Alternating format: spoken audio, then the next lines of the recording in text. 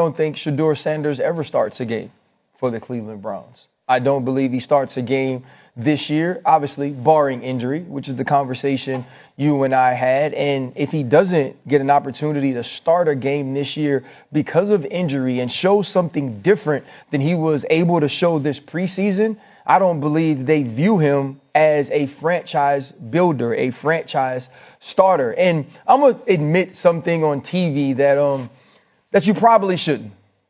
I'm rooting for Shedeur Sanders. Sure. I wanted to turn the film on and be able to come on First Take, be on Get Up, and be on NFL Live and pound the table that he has been done wrong. Pound the table that he deserves to be the week 1 starter. He deserves to be the 2 on the depth chart.